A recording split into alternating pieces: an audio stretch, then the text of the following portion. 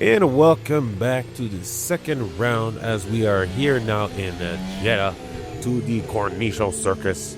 As we start this round, the second round in practice one. This track was actually in better condition than Bahrain. It was a lot quicker. The track grip wasn't perfect, but I could still push during that track. And also on top of that, this was actually an interesting weekend for a certain someone, but more on that later. But yeah, the track was good. I was able to push, and in real life, Max Verstappen was the fastest. But that doesn't mean that the session was easy, as there were some challenges from our dear Lance Stroll, still giving us a rookie performance from time to time. At least it isn't Mazepin. But I gotta admit, this track is quite tricky with the walls being so close, because even I had my fair share of close calls spinning out and somehow missing the wall. But I think I clipped the front wing, but in real life that wouldn't have been very costly.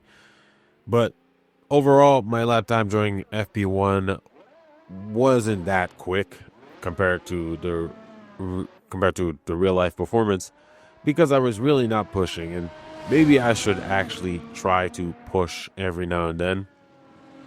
Although in this track it is very tricky, but pushing and getting myself comfortable to the speed would be very ideal in order to be able to put in competitive lap times.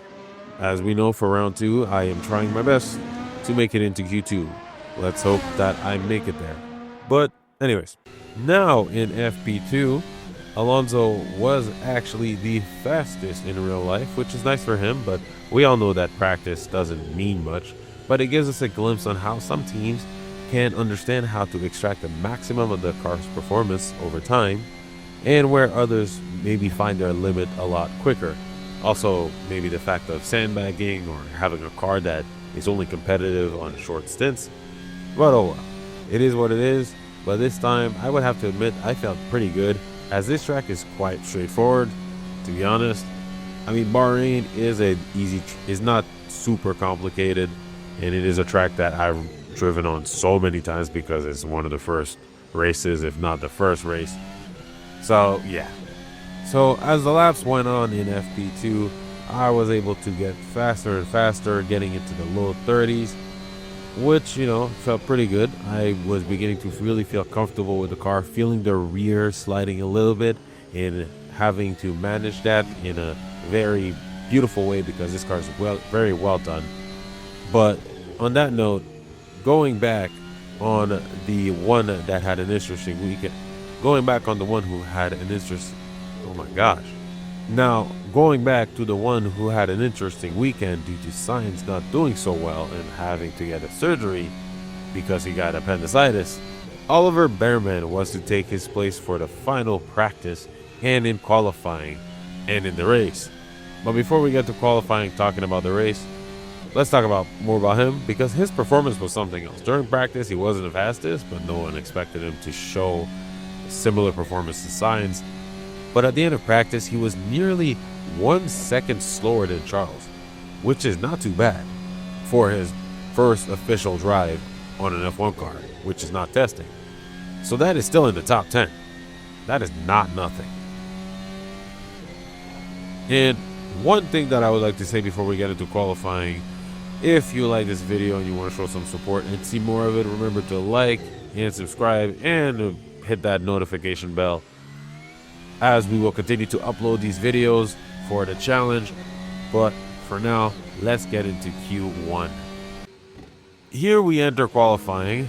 In Bahrain, I was not able to make it into the top 15, and today I now have to try to make it through. So here goes. After my outlap, let's see what I can do. While I am driving, let's talk a bit about Behrman, actually. Although we didn't expect much of him, like I said before, it would have been great if he actually made it through Q1. I mean, he did make it past Q1. He actually was in Q2. My mistake, sorry. He wasn't able to extract the maximum performance, but everybody, was pushing. They know their cars very well.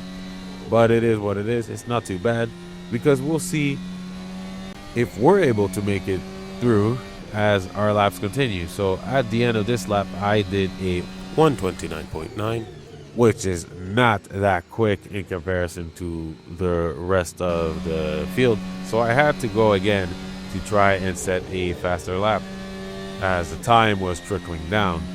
At the end of this lap, gaining 4 tenths on this lap, I did a 129.4, which felt pretty good, but it was still not where I really wanted to be. Reason why maybe I should have pushed during practice a little bit more to really get comfortable of driving so close to these walls. But yeah, I tried my best with another lap, gaining a little bit on this section from the first sector, and I was already about a tenth up. And as the lap continues, really pushing the car a little bit more, allowing the rear to stick out a little bit to that, that slip angle that everybody talks about. I'm almost 3 tenths up, and it felt pretty good. I just glimpsed up to look at my time, and I was like, okay, this is great. Don't mess up the last corner because we want to be able to make it through Q1. So at the end of this, I managed to make it 3 tenths up. I thought maybe, is it going to be enough, because I actually forgot the times that would get me past. But at the end of the day, it was only good enough for P16, or P17 I mean, which is disappointing. I was even slower than Oliver Behrman. Wait, did I say he didn't make it to Q1? I mean Q2. He didn't make it past Q2. But anyways, time was over. 18 minutes were over. And here it was. I was unfortunately not able to make it past Q1. Now, I did make some progress, so at least that's something. I'm not in second to last, which is pretty good. Again, this goes back to how this challenge ends. This goes back to how this challenge is. And it's going to be difficult, as I'm going to have to, bomb one out after the other and really take it somewhat seriously. I mean, it is just a game at the end of the day, and it's just a fun challenge. It's nothing serious. But that's one thing that I keep noticing. Man, in VR, it is a different experience, because driving in the TV cam, T-cam, whatever, and on a flat screen, you really get great awareness. But in this, with the walls being so close, it was very scary, because on top of the fact that I'm saying that I'm not allowed to restart, if I hit the wall, it's basically the car gets damaged. It's done. So I was pushing, but I didn't want to push too much. I wanted to balance myself on the slip angle, but not, maybe I could have tweaked the setup a little bit more, because I did feel that it was a bit understeery at times. But it is what it is.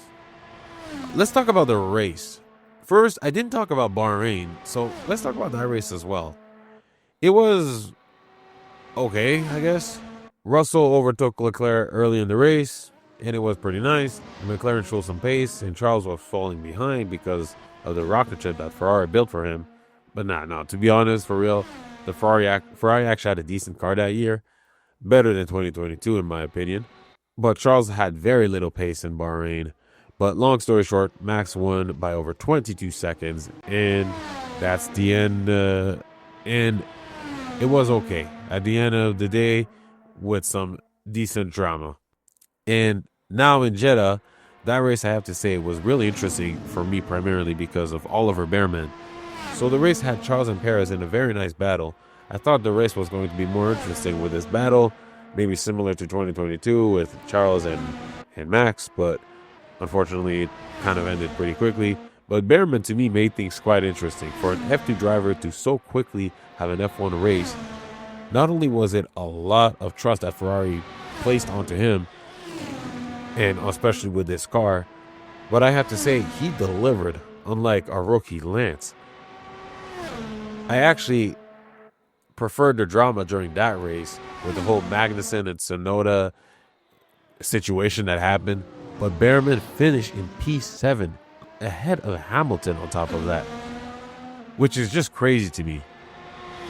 I don't understand what that performance was. But again, Max wins. So that's that. So now that's the end of this thing. And going back to the game in Assetto Corsa, as I am doing a lap in the TV cam, as I just wanted to see just how fast I was able to put in a lap together, as you can see, I'm able to push a lot harder. I can feel a lot more comfortable because, you know, you have better awareness of where the walls are. Somehow it seems like I can get a better feel of the car's rotation in this in comparison to VR, which is interesting. But here on my last corner, I managed to lose so much time. Sure, I could have gone again for another lap, but you know, I just called it quits after that. After this lap, I managed to set a lap time of 1:28.420, which would set me up in P8. Not too bad. If I was able to do that in VR, it would basically put me into Q3. But anyways, that is it for this video. I'll see you for the next round in a track that I used to have a love-hate relationship with, but now I gotta say I do love this track, and that is Australia for round 3. And that race in real life, well, we'll see it. We'll talk about it when we get there. Thank you for watching. Remember, like, subscribe, and press that notification bell if you want to see some more. I will see you in the next video. Goodbye.